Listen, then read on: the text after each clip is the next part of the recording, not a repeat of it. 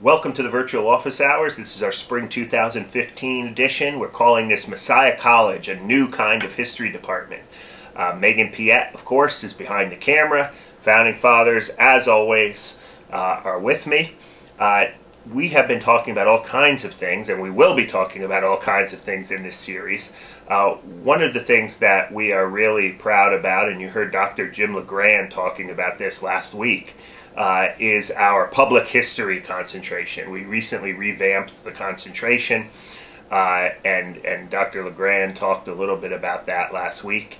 But we want to introduce you in the next couple weeks, today and next week, to a couple of our students. One, a former student in the public history program, Katie Garland, who I'll say something about her here in a second. And then the week after that, we'll have Alyssa Vorbeck, who is a current student in the program, talking about her internship. I guess it was about a year ago now, maybe a little more.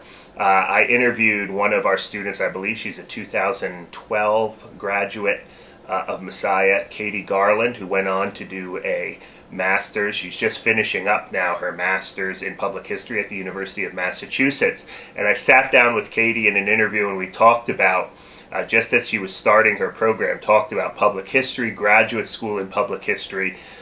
We are finding more and more of our public history students going off and getting accepted into very good public history graduate programs and pursuing careers in that way. So for this week, rather than listening to me or rather hearing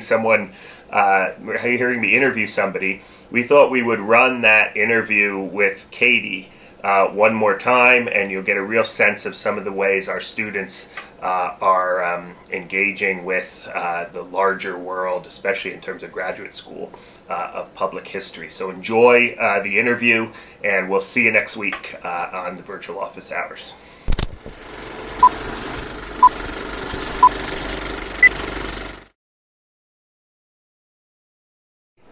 Welcome to the office hours. My name is John Fia.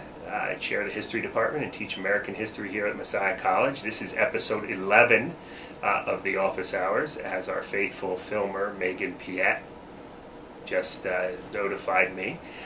We have a special guest here with us today. We're going to be talking about public history and graduate school in public history with Katie Garland. She's sitting here to my right, as you can see. Katie is a 2012 graduate of Messiah College. She was my research assistant for 3 years, and so we've had a long time working together, and I'm thrilled that she's now a master's student in the public history program at the University of Massachusetts, Amherst, which I think is one of the best public history programs in the country. People like David Glassberg and Marla Miller teach there, and from what I hear, it's just a wonderful place to study and work. But in our office hours today, we're actually going to talk to Katie about what it's like being in a graduate school in public history, what public history is, and so forth. So welcome to the office hours, Katie. Thank you. It's good to be here. Yeah, it's been maybe I think we started the office hours after you left, yeah. So you've never even had a chance to be involved in production or anything. Nope. Which, if you know Katie and our working relationship over the years, almost everything I'm doing, she's had a hand in for the last 3 years. So this is a new endeavor. So, Katie, you're in graduate school at the University of Massachusetts Amherst. You graduated from here in 2012. What are some of the differences, just in terms of graduate school life, studying history in graduate school versus studying history as an undergraduate, at a liberal arts college like Messiah?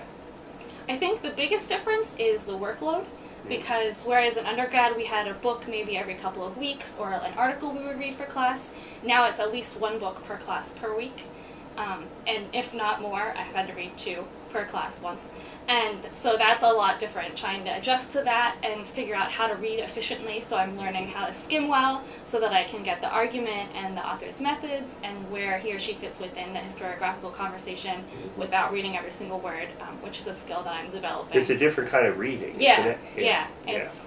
It's hard, but I'm getting there. And it's a lot more discussion rather than lecture, which is a little bit more in undergrad. How did your experience at Messiah, being a sort of liberal arts college, a sort of traditional humanities major, history, how did that prepare you or shape you or, get you ready for this experience at UMass? Well, thanks to mostly my history classes, but also all the gen eds I took here, I learned really well how to critically think and how to not take an argument, an author's words at face value, but to think critically about them, and how to read well and how to write well, especially, and articulate my arguments. And so that's really helped me as I've now gone into grad school. And I also just learned what the conversations are going on in the field in history, and so that's been really helpful, so that it's not, I don't have no clue what's going on, but I really have a sense of where things are fitting because I know what other people have talked about. Katie took my Colonial America class, among other classes that I taught, and I'm teaching that right now. So they're all complaining about how much reading there is, but some of them may end up in grad school, and you know, it's not even close, I would imagine, right, to the amount of reading that they're doing in graduate school. So, Katie, you decided to go to graduate school in history, and you decided to pursue public history. You know, why get an MA in public history? You know, what caused you to, or led you to that decision? When I started at Messiah, I knew that I loved history, but I didn't know what I wanted to do with that because I didn't want to teach in a traditional setting. So after my sophomore year, I started doing internships, and I tried to intern at every possible place I could think of to get a wide variety of experiences. Where were some of the places that you I interviewed at a local historical society, a school archive, a state historical society, a large museum in New England, a bunch of different places. Yeah. A museum that's just starting in Gettysburg. So I tried to give myself a bit broad a variety of places as possible. Yeah, and if I could just interject, I mean, I think if you wanted to go into the field of public history, this is what you need to be thinking about in your undergraduate experience. Getting as much experience at as much different, you know, many different kinds of museums and public history places as possible. Katie was on the ground floor of the new Seminary Ridge Museum in Gettysburg. She worked there last summer. The place hasn't even opened yet. She had a 10-week fellowship at historic Deerfield and a very competitive summer program. So she has really been aggressive in trying to get out there and work at some of these places. So go ahead, I cut you off. Sure. Public history. Yeah, so through all of this, I developed a love of public history. I love interacting with the public and trying to get them to understand history, and maybe they didn't like it in school, but I can try to spark their interest in a different way. And because of all these experiences, I kind of figured out what I love within public history, because I've had so many different experiences behind the scenes and in front of, and I've really discovered that I love museum education, where I get to really interact with the public more purposefully. So. Yeah, and I remember you were thinking along those lines too after you finished at Deerfield. You really liked the interaction, you know, rather than the archival, or you know, where you're just kind of isolated in one place. Great.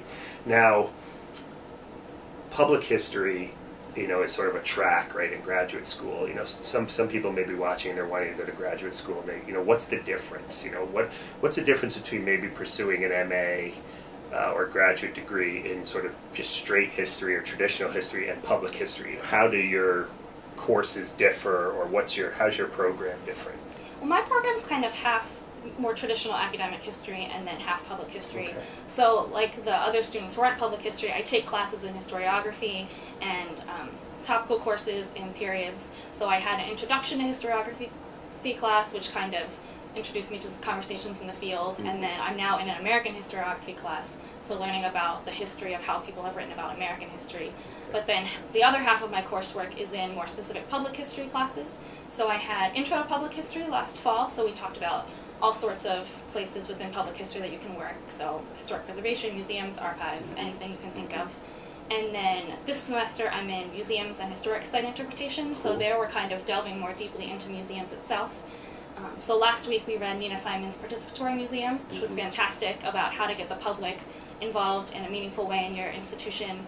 We did a week on museum evaluation, where we went to the Emily Dickinson House in Amherst, and we did a tour and we talked to the visitors about their experiences and what they were learning. We did a session where we actually touched actual objects, and then we wrote an object label for them and did all the research for that. So it's a lot more hands-on experience. So that when I graduate and go out into the field, I can say to an employer, look at all these things that I've done, I'm ready to work in your institution. Right, that's great. One final question. Describe, you know, you're in your second semester of grad school. Tell us about, you know, one significant event, or what was your sort of favorite experience, whether it be in coursework or out in a museum or something like that. You know, what has been one of the highlights, or the highlights of all the highlights, sort of? Okay.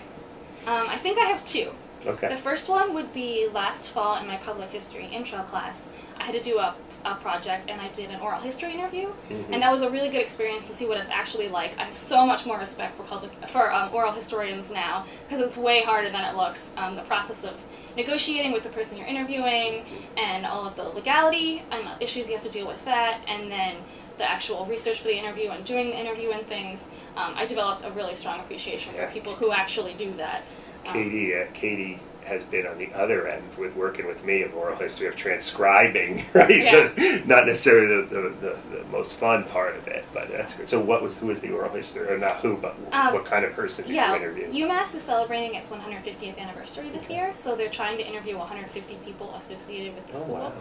And so I interviewed the librarian who's the liaison for the sciences, and he's been there for over 40 years. And so I was talking to him about his experiences and how the library has changed, and how that change is reflected in larger UMass culture. And then the second thing that I want to talk about is we have a public history reading group that's developed this spring, and it's what I thought grad school would be like when I started grad school. So no professors attend.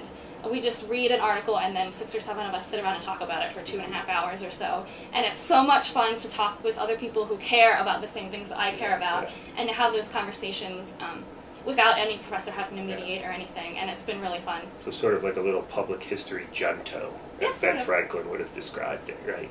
That's great. Well,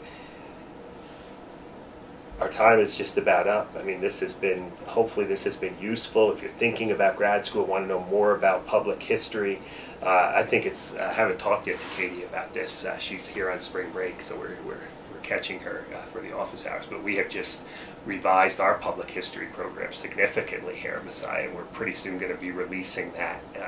Very shortly, I think we're going to be releasing that to students to let them know what the new curriculum looks like. So this office hours is actually very fitting with some of the stuff that we're doing here at Messiah. And Katie, although she won't be able to obviously experience that new program, clearly is one of the sort of people who've gone before to get us here in the history department excited about public history. So thanks for interviewing, Katie. It's been fun, and look forward to seeing you next time on the virtual office hours. I'm going to spend a little more time getting caught up with Katie, then I think I'm going to go home and watch some NCAA basketball. So see you next week.